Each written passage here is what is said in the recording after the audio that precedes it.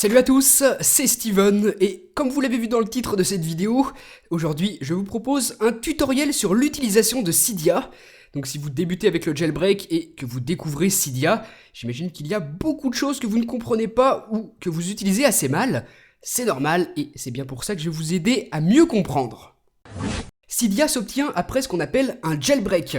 Donc autant commencer par le commencement. Si vous ne savez pas très bien ce qu'est le jailbreak, ce qu'il permet de faire, quels sont les avantages, les désavantages, les risques et les conséquences, je vous invite à cliquer sur le petit lien qui apparaît à l'écran ou alors qui se trouve dans la description de la vidéo pour vous rendre sur mon site internet où je vous ai tout expliqué en détail. Donc commencez bien par comprendre ce qu'est le jailbreak avant qu'on puisse s'attaquer à Cydia. C'est vraiment la base et ça vous permettra de bien mieux comprendre la suite. Donc Cydia, revenons-en à lui, c'est cette icône marron que vous aurez sur votre Springboard après avoir terminé le jailbreak et qui est en quelque sorte un App Store pour les appareils jailbreakés, ce qui veut dire que c'est un magasin alternatif sur lequel vous retrouverez des applications qui n'ont pas été acceptées par Apple sur l'App Store.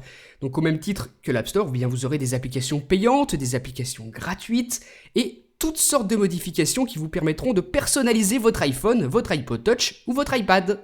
Vous le savez, iOS est relativement fermé et Apple n'autorise absolument pas la personnalisation de son appareil en installant des applications tierces ou en faisant des modifications au sein même du système. C'est à ça que sert le jailbreak et c'est via Cydia que ces modifications vont pouvoir avoir lieu.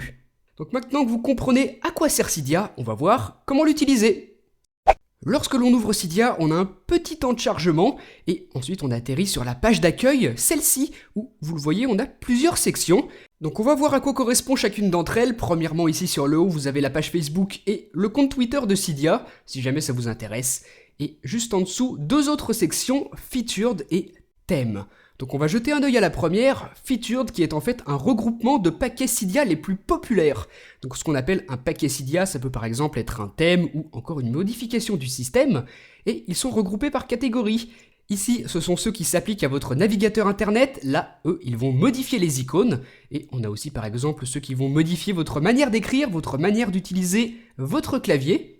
On a par exemple iKiwi qui permet d'ajouter une 5e rangée à votre clavier, et vous voyez qu'à chaque fois c'est précisé si le paquet est payant ou gratuit, avec le prix qui est indiqué. Donc voilà pour cette première section, Featured, avec les paquets mis en avant. Ensuite, dans Thèmes, et bien comme son nom l'indique, ce sera là que vous retrouverez les thèmes que vous pourrez appliquer sur votre iPhone, votre iPod Touch ou votre iPad. Mais pour les appliquer, il faudra que vous utilisiez Winterboard, l'installateur de thèmes. C'est ce qu'on appelle une dépendance. Certains paquets Cydia ne peuvent pas être utilisés si on n'en a pas un autre avec. Donc voilà pour cette section thème, vous voyez qu'à chaque fois, les thèmes sont regroupés encore une fois par thème mis en avant et par type de compatibilité avec certains appareils, l'iPhone, l'iPod Touch, l'iPad avec écran Retina ou non. Donc c'est très facile de s'y retrouver avec à chaque fois des détails sur le thème, notamment des screenshots qui nous permettent d'avoir un petit aperçu avant. Donc c'est vraiment une section ici screenshot très utile, en tout cas pour les tweaks ou les thèmes qui sont payants puisque ça vous permet de voir ce qu'ils donnent avant de l'acheter et c'est toujours mieux comme ça. Donc je parle de tweak, mais je ne vous ai pas vraiment défini ce que c'est. Donc un tweak, c'est tout simplement le mot anglais qui correspond à modification.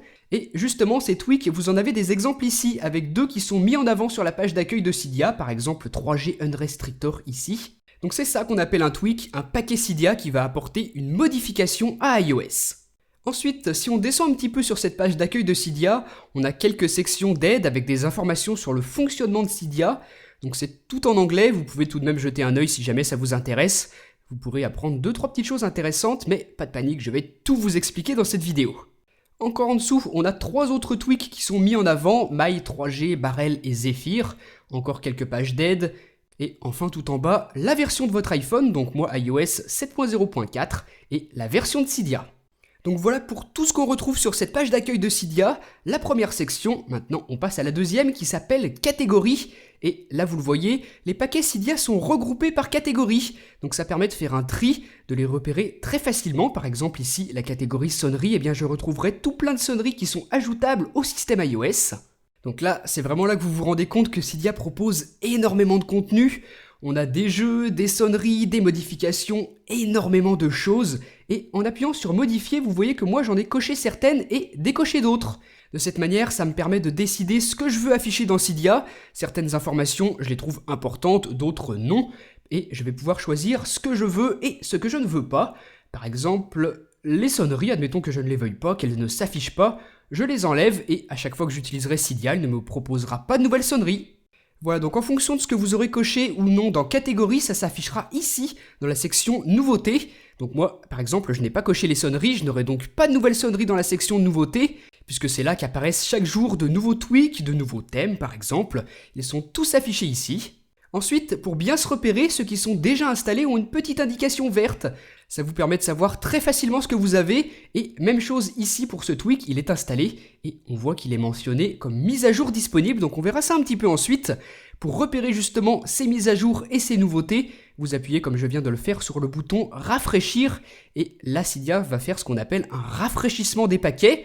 Vous affichez les nouveaux, ou alors vous affichez les mises à jour disponibles que vous pouvez faire en appuyant sur ce bouton. On nous indique la taille de la mise à jour et le tweak auquel elle se rapporte. Donc vous pouvez appuyer sur confirmer pour faire la mise à jour. Ça prend en général quelques secondes. Et une fois que cette mise à jour est faite, on vous propose, vous le voyez, de relancer le Springboard. C'est ce qu'on appelle communément un respring et c'est vraiment une étape nécessaire après l'installation d'un tweak ou un autre paquet Cydia. Ça permet de faire le lien entre le jailbreak et le système iOS tel qu'il est conçu normalement. Pour que la modification puisse être appliquée, il faut que le Springboard soit relancé. Une fois que c'est fait, le tweak est installé ou la mise à jour appliquée, puisque vous voyez ici que je n'ai plus le petit badge avec un 1 sur l'icône de Cydia, et que la mise à jour ne m'est plus proposée ici dans la liste des nouveautés. Donc voilà comment fonctionne cette section. Pensez bien à régulièrement rafraîchir Cydia pour afficher les nouveautés, pour afficher les nouveaux tweaks. Ensuite, la quatrième section s'appelle Gérer, et vous voyez qu'à l'intérieur de cette section, on en a 3 autres, paquets, sources et stockage, donc on va voir individuellement à quoi elles correspondent. La section paquets, elle liste tous les paquets Cydia qui sont en ce moment installés sur votre appareil, donc que ce soit des tweaks, des thèmes, des sonneries, tout ce qui est installé se trouve ici. Donc ça vous permet en permanence de savoir très précisément qu'est-ce qui se trouve installé sur votre iPhone à partir de Cydia, et vous pouvez, comme je l'ai fait, rentrer dans un paquet et visualiser son contenu si jamais vous ne vous souvenez plus ce qu'il fait. Vous voyez la source sur laquelle il est hébergé et un petit peu plus bas ici la description du tweak, qu'est-ce qu'il propose, et en bas par exemple des screenshots, les récentes mises à jour qui lui ont été appliquées, plein de petites infos ici. Ensuite, très important en bas, vous avez premièrement la version du tweak, donc ça on s'en fiche un petit peu j'ai envie de dire. Ce qui est plus intéressant c'est contenu, ça vous affiche tout ce que le tweak a installé et dans quel répertoire il l'a fait. Donc si vous voulez savoir précisément ce que le tweak a installé sur votre appareil, vous le voyez ici dans la section Fichier installé. Donc voilà à quoi correspond cette section Gérer ici de Cydia. Elle vous affiche ce qui est installé sur votre appareil, mais vous liste pas forcément tout. Il faudra que vous alliez ici et ensuite dans Réglages pour choisir ce mode, utilisateur, hacker ou développeur qui va déterminer le nombre de paquets qui sera affiché, la quantité de détails qui vous sera proposé dans la section Gérer en vous indiquant ce qui est installé sur votre appareil. Donc avec utilisateur, ce sera vraiment très succinct. Par contre, si vous mettez développeur, vous voyez que j'ai énormément de choses, beaucoup plus que tout à l'heure. Là, j'ai réellement tout ce qui est installé sur mon iPhone grâce au jailbreak. Je n'ai pas seulement les tweaks, j'ai la structure même de Cydia. Vous, en tant que débutant, je vous conseille vraiment de cocher utilisateur, ça vous suffira amplement à utiliser Cydia, et ensuite on peut jeter un œil à la section sources, ici. Donc c'est là que, comme son nom l'indique, sont répertoriées les sources ajoutées à Cydia, les sources par défaut, ou encore les sources que l'utilisateur a ajoutées lui-même.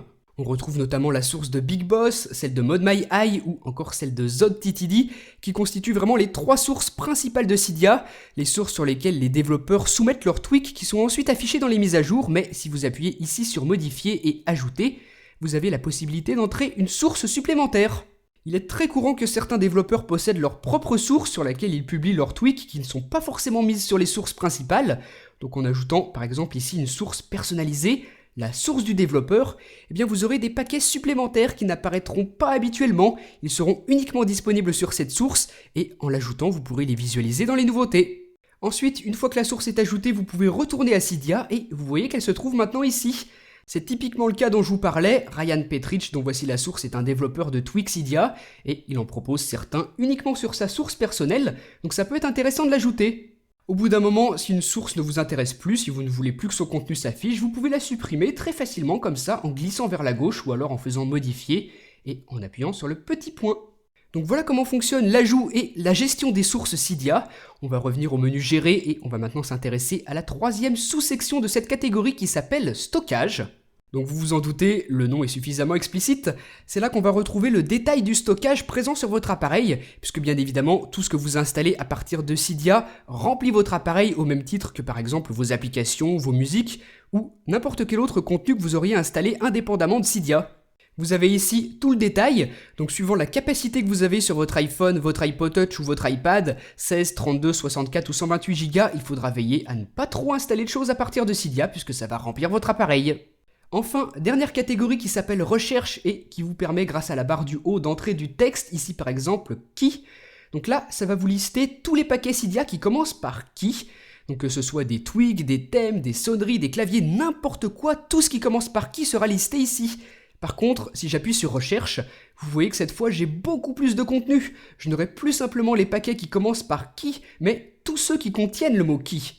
Donc suivant ce que vous recherchez, vous utilisez l'une des fonctions ou l'autre de cette recherche Cydia ici dans cette dernière section. C'est vraiment bien fait, et si vous recherchez un tweak en particulier, vous tapez simplement les premières lettres, et il va apparaître. Ici, Better Folder, vous voyez que tout va très vite, je le trouve très rapidement ce tweak qui m'intéresse, et ensuite je peux visualiser tout ce qu'il propose. La structure est bien souvent la même pour n'importe quel paquet Cydia, vous avez la source, la description, et une section utile ici. More by this developer qui vous indique par exemple les autres créations de ce même développeur. Donc ça peut être intéressant si vous l'aimez bien. Ici sur le haut, la version du tweak, l'espace qu'il occupe et aussi ici un contact directement vers l'auteur du tweak ou alors l'auteur de la source Cydia. C'est très pratique, par exemple si vous rencontrez un petit problème de fonctionnement avec le tweak, vous envoyez un mail au développeur et vous expliquez votre problème. Une fois que vous vous êtes décidé à l'installer, vous appuyez ici sur ce bouton et ensuite là sur confirmer, mais vous pouvez aussi appuyer sur mettre dans la file d'attente. Donc en appuyant là, le tweak ne sera pas installé tout de suite, il sera mis ici, vous le voyez, en file d'attente, c'est comme ça qu'on appelle cette fonction. Pendant qu'un paquet Cydia est placé en file d'attente, il est gardé en mémoire, il attend de son côté, et vous pouvez continuer votre navigation, par exemple installer un autre tweak, ou en mettre un à jour, ou même en supprimer un, regardez, modifier. Ici, j'appuie maintenant sur réinstaller ou supprimer, j'ai le choix, c'est comme je veux. Moi, je vais choisir supprimer. Et là, regardez, je retrouve le tweak que j'avais tout à l'heure mis en file d'attente. Il se trouve ici dans modification, installer Better Folder et juste en dessous, supprimer DocShift. Donc grâce à la file d'attente, je peux combiner plusieurs actions en même temps. Ça m'évite par exemple d'installer un tweak, de revenir sur Cydia pour en supprimer un autre. Là, je peux tout faire d'un coup en confirmant. Donc cette file d'attente, c'est vraiment quelque chose de très intéressant, très utile par exemple si vous voulez installer, je sais pas, par exemple 3 tweaks en même temps, eh bien vous pouvez, vous n'êtes pas obligé de les faire un par un. Ensuite, vous l'avez vu depuis tout à l'heure, je vous dis que certains tweaks sont gratuits, d'autres sont payants. Si vous souhaitez acheter des tweaks, il faudra vous rendre ici dans la section Manage Account, où là, vous allez devoir vous connecter soit avec Facebook, soit avec votre compte Google pour créer un compte Cydia Store, c'est comme ça qu'on l'appelle. Sur l'App Store, vous faites vos achats grâce à un compte iTunes, et bien là, il faudra vous connecter avec Facebook ou Google pour créer et configurer un compte Cydia Store. Une fois que vous avez créé votre compte et que vous y avez lié votre appareil, vous avez ici Cydia Account avec une série de chiffres, donc c'est votre numéro de compte Cydia Store, comme s'il s'agissait d'un compte bancaire, sauf que là c'est un compte Cydia. Ensuite, en allant dans cette section, vous allez retrouver tous les achats que vous avez effectués sur l'App Store, les tweaks, les thèmes, tout ce que vous avez payé, vous le retrouvez ici pour par exemple les réinstaller très facilement. Et admettons que vous restauriez votre appareil, que vous refassiez le jailbreak plusieurs mois après, vous n'avez pas besoin de repayer ce que vous avez déjà acheté, tout se trouve ici et est très facilement réinstallable. Vous voyez ici, ce thème, je l'ai acheté, il se retrouve là, je peux très facilement le réinstaller à n'importe quel moment avec n'importe quel appareil enregistré sur ce compte. Vous, au début, cette section sera bien évidemment vide puisque vous n'aurez fait aucun achat. Donc on va voir comment faire, comment payer un paquet Cydia. Donc ici, par exemple, le barrel, vous voyez que je n'ai pas le bouton installer mais purchase ici en haut à droite. C'est normal, le paquet est payant, il coûte ici 3 $, vous le voyez. Donc pour l'acheter, on appuie sur le bouton purchase ou alors sur la barre jaune. Et ensuite, on est redirigé sur la page d'authentification de Cydia, la même qu'on a vue tout à l'heure. Donc vous devez vous connecter. Ensuite, on vous propose de choisir votre moyen de paiement, donc soit un compte Amazon, soit un compte PayPal. Il faut obligatoirement l'un des deux. Donc moi, je vais utiliser mon compte PayPal pour payer ce tweak. Encore une fois, je dois m'authentifier. Une fois que c'est fait, on doit confirmer l'achat sur notre compte Amazon ou sur notre compte PayPal. Et une fois que l'achat est fait, on arrive sur cette page qui nous confirme que le tweak a bien été acheté et qu'il est maintenant ajouté à notre compte Cydia Store. On va pouvoir l'installer. En revenant sur la page du tweak, le prix n'est plus affiché, vous le voyez, on a maintenant cette barre verte, Package Officially Purchased, et le bouton Installer est maintenant disponible ici. Donc on peut appuyer dessus et installer le tweak maintenant qu'il est payé, tout fonctionne. Donc voilà comment acheter des paquets sur Cydia pour pouvoir ensuite les installer et les utiliser. Et je ne crois pas vous l'avoir précisé, mais certains paquets Cydia proposent une icône de configuration sur votre Springboard comme ici, ou alors s'ils ne proposent pas d'icône, ça se passe directement dans les réglages. Vous avez une section dédiée au tweak qui est créée et vous accédez à sa configuration. Donc voilà pour ce tutoriel, comme je vous le disais, vraiment destiné aux débutants, ceux qui découvrent Cydia et qui souhaitaient en apprendre un peu plus pour vraiment maîtriser ce fabuleux outil qui vient avec le jailbreak. J'espère vraiment que ça vous aura aidé. Si jamais vous avez des questions, les commentaires de la vidéo sont faits pour ça. Et vous pouvez aussi me joindre sur les réseaux sociaux, principalement sur Twitter, je préfère. Les liens sont dans la description de la vidéo. Et je vous invite également à vous abonner à ma chaîne YouTube pour recevoir toutes les prochaines présentations de tweaks que je vais faire. Voilà donc bonne chance avec Cydia et à très bientôt pour une prochaine. Salut!